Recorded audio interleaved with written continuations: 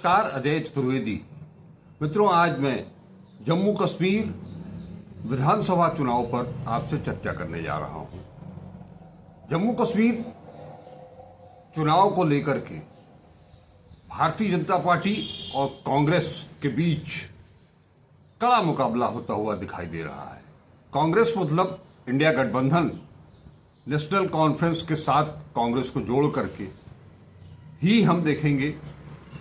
और हालत ये है कि वहां अब तो पर्चा दाखिले का भी काम पूरा हो चुका है। ऐसी स्थिति में बीजेपी जो वहां एक राज्य को केंद्र शासित प्रदेश में बदल चुकी,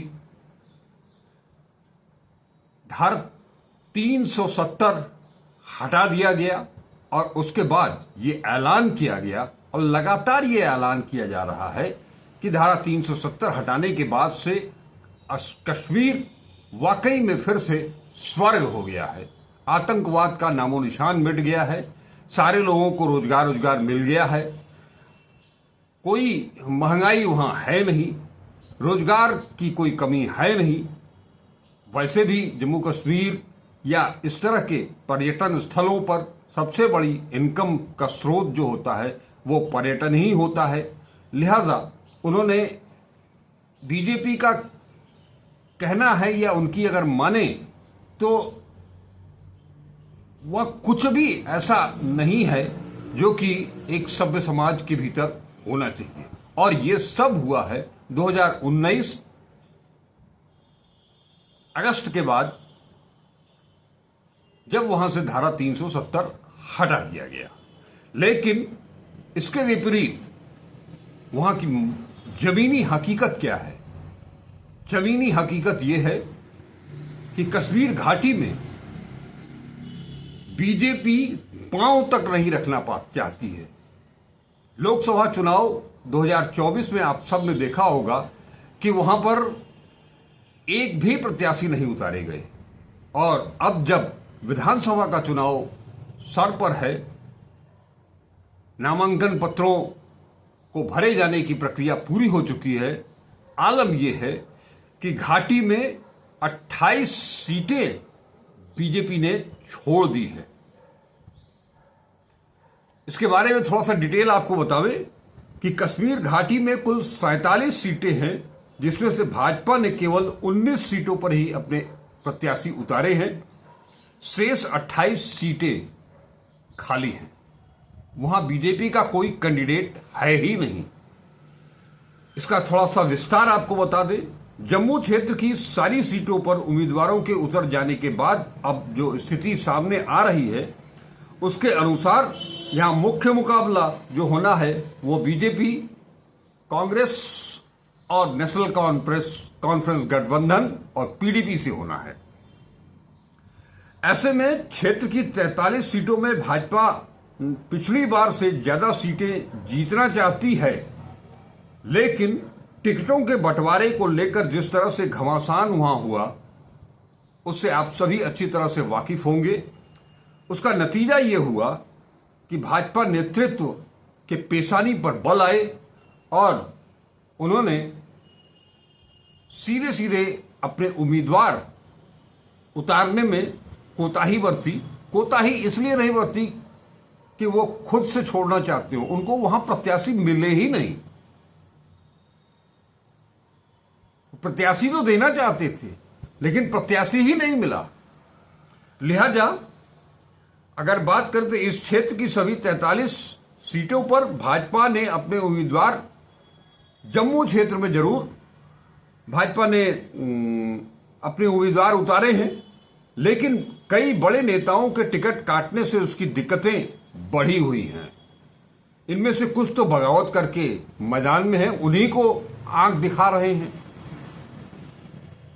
आलम यह है कि भाजपा की असली रणनीति जो उन्होंने बनाई है, उसके अनुसार कश्मीर घाटी को लेकर के ही है, जिसमें घाटी की 47 सीटों में से 19 सीटों पर ही उम्मीदवार उतारे हैं।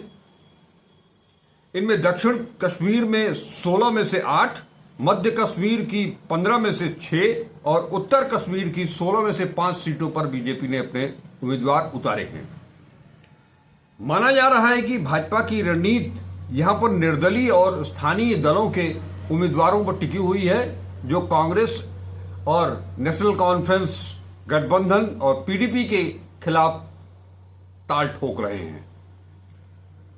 हालांकि इस क्षेत्र में भाजपा ने अपने जिन नेताओं को तैयार किया था वो नाराज हैं।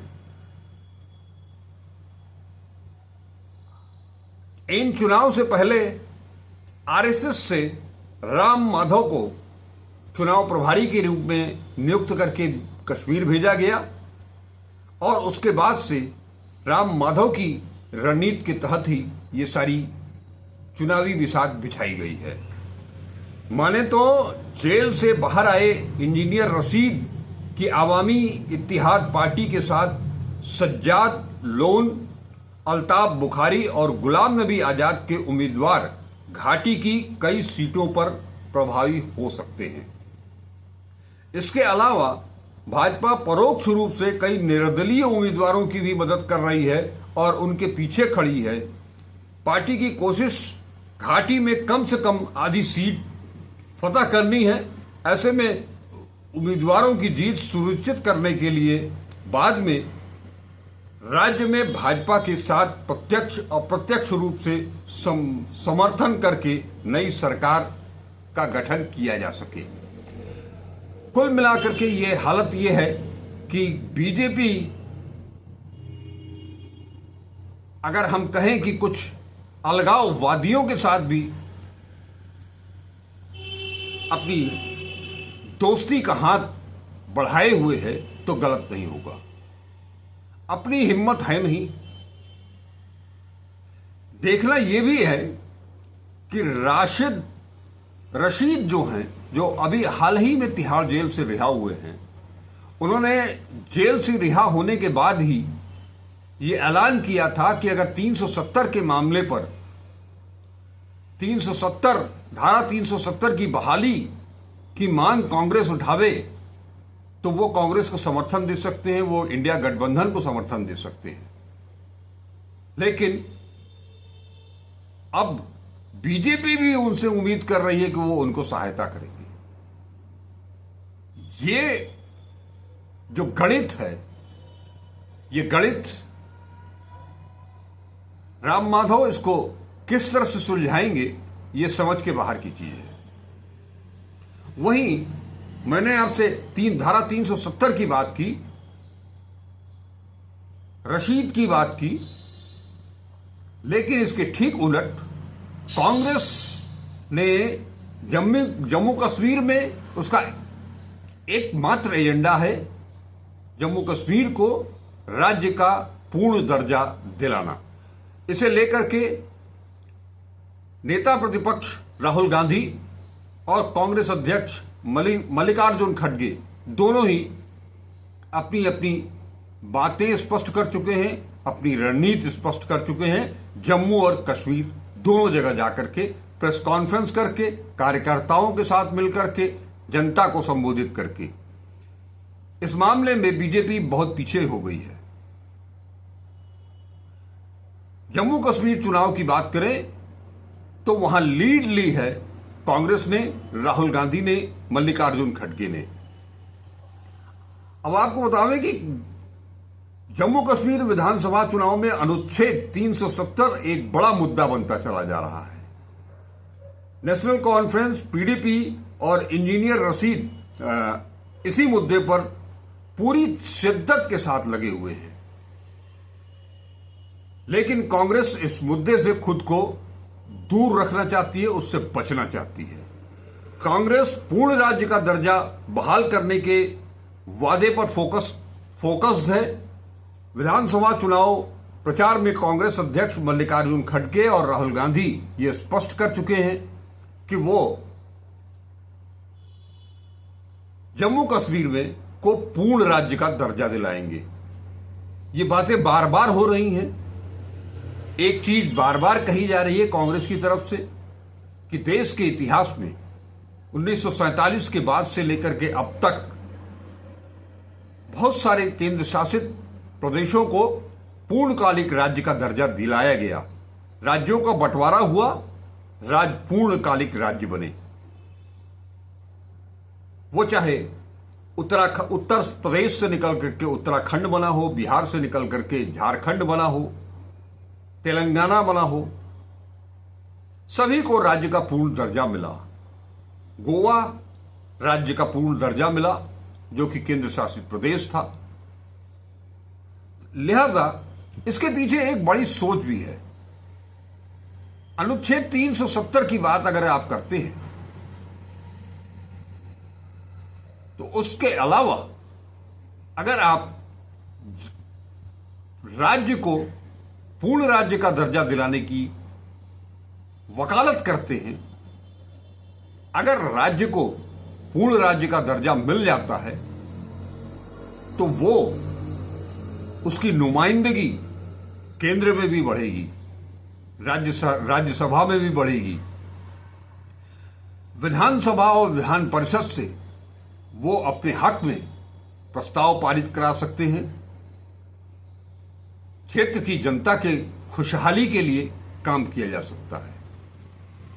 आज की जरूरत कश्मीर को फिर से आबाद करना है, वहां शिक्षा की अलग जगानी है, रोजगार के अवसर पैदा करने हैं, महंगाई को काबू में रखना है। कश्मीरी पंडितों का बहुत बड़ा मसला है, उन्हें संरक्षण देने की जरूरत है। इन मुद्दों को लेकर के कांग्रेस और नेशनल कॉन्फ्रेंस, खास तौर पर मैं कांग्रेस की बात करूंगा, कांग्रेस का सारा ध्यान इन्हीं सब चीजों की तरफ केंद्रित है, क्योंकि कांग्रेस जम्मू कश्मीर को देश से अलग नहीं मानती, देश का हिस्सा मानती है। तो पूरे देश में सामाजिक न्याय की बात हो रही है, बेरोजगारी की बात हो रही है, महंगाई की बात हो रही है, जाति जनगणना की बात हो रही है, करप्शन की बात हो रही है, महिलाओं के उत्थान की बात हो रही है, महिला सशक्तिकरण की बात हो रही है।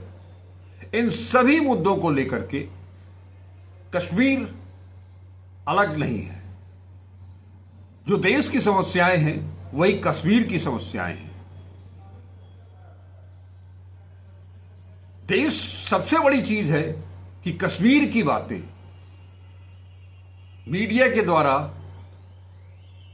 प्रचारित नहीं की जाती हैं, प्रसारित नहीं की जाती हैं।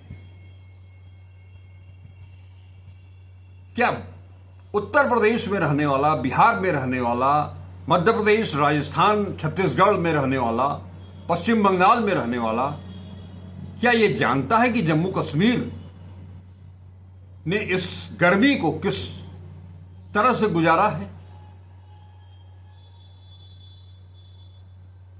जहां जम्मू कश्मीर 16-16, 18-18 घंटे बिजली की कटौती झेल करके 42-45 डिग्री टेम्परेचर में वहां के लोगों ने किस तरह से अपना जीवन यापन किया है इस गर्मी में, इसका अंदाजा शायद आप लगा नहीं पाएंगे। आपको एक बारगी मेरी बातों को सुन करके लगेगा कि मैं बड़ी बोल रहा हूं, गलत बयानी कर रहा हूं, लेकिन ऐसा नहीं है, ये हकीकत है। लोग वहां पानी, पेयजल के लिए तरस रहे हैं, बिजली के लिए तरस रहे हैं, आधारभूत ढांचे के लिए तरस रहे हैं, बुनियादी स्ट्रक्चर उसके लिए जूझ रहे हैं। अनुच्छेद 370 हटाने से ये सारी चीजें नहीं आई हैं। अनुच्छेद 370 हटाने से आतंकवाद भी खत्म नहीं हुआ है। अभी हाल ही में 2 दिन लगातार हो गए हमले हो रहे हैं। ठीक है, आतंकवादी भी मारे जा रहे हैं, लेकिन हमारे जवान भी शहीद हो रहे हैं। ये शहादत आखिर कब तक चलेगी? आपके कहने भर से कि अनुच्छेद 370 हटा दिया गया, उसके बाद वहां अमन चैन हो गया, कश्मीर फिर से स्वर्ग बन गया, ऐसा नहीं है। लिहाजा इन चीजों को, इन बातों को कश्मीर के बाहर ले आने की जरूरत है। देश की आवाम को यह समझाने की जरूरत है, बताने की जरूरत है कि कश्मीर के लोग भी इस केंद्र सरकार से, केंद्र सरकार की नीतियों से, मोदी सरकार से, मोदी शाह सरकार से कितने त्रस्त हैं। वो भी उसी त्रस्त से त्रस्त हैं जितना कि आप त्रस्त हैं, और कई मामलों में आपसे ज्यादा वो त्रस्त हैं। लिहाजा कश्मीर की जनता, जम्मू कश्मीर की जनता इस बार मन बना चुकी है। बीजेपी और संघ के लोग चाहे जो भी रणनीति बना ले, इस बार 2014 नहीं दोहराया जाएगा। कोई उनके साथ भी जाने वाला नहीं है। उनकी जो रणनीति है कि स्थानीय लोगों को, स्थानीय दलों को पीछे से समर्थन दे करके उन्हें जिताया जाए, और चुनाव के बाद, परिणाम आने के बाद वो जब जीतते हैं तो उनकी मदद से सरकार बनाई जाए, ये दिवा स्वप्न है। कांग्रेस फुल प्रूफ स्ट्रेटेजी के साथ मैदान में है। आने वाले दिनों में क्या कुछ होता है, हमारी नजर उस पर भी होगी। हालांकि आज चुनाव प्रचार के लिए प्रधानमंत्री नरेंद्र मोदी भी वहां गए थे, बहुत बड़ी बड़ी बातें की उन्होंने, लेकिन वो पुरानी बातों को ही दोहराते रहे। उन्होंने और उनकी सरकार ने जो कुछ भी किया जम्मू के साथ, कश्मीर के साथ, उन्हीं चीजों को दोहराते रहे, कुछ भी नयापन नहीं रहा। लेकिन उनकी बॉडी लैंग्वेज जो थी वो घिरी हुई थी। वो दहाड़, वो दूसरों की चुटकी लेने का जो उनका अनोखा अंदाज हुआ करता था, अब नरेंद्र मोदी का वो ग्लैमर का ग्राफ नीचे आने लगा है। इस बात को जनता भी समझने लगी है, मतदाता भी समझने लगे हैं। और एक चीज सबसे महत्वपूर्ण है कि लोकसभा चुनाव के बाद, उसके परिणाम आने के बाद जिस तरह से बीजेपी, नरेंद्र मोदी सरकार, एनडीए सरकार जो चल रही है, उसका प्रत्यक्ष या परोक्ष रूप से परिणाम सामने आना है। वो चाहे जम्मू कश्मीर हो, हरियाणा हो, झारखंड हो, महाराष्ट्र हो, या आने वाले समय में उत्तर प्रदेश की वो 10 विधानसभा सीटें हों जहां पर कि उपचुनाव होना है। जनता ने मन बना लिया है, अब वो परिवर्तन चाह रही है, क्योंकि 10 साल तक के झूठे वादों से जनता ऊब चुकी है। न उसके पास खाने के लिए है, न पहनने के लिए है, न पढ़ने के लिए है, न लिखने के लिए है, न काम करने के लिए है। ऐसे में परिवर्तन की लहर चल चुकी है। इन शब्दों के साथ मैं आपसे विदा लेता हूं, इस उम्मीद के साथ कि वीडियो को आप पूरा देखेंगे, लाइक करेंगे, ज्यादा से ज्यादा शेयर करेंगे, और अब तक अगर @अजय चतुर्वेदी 842 यूट्यूब चैनल को सब्सक्राइब नहीं किया है तो उसे सब्सक्राइब जरूर करेंगे। नमस्कार।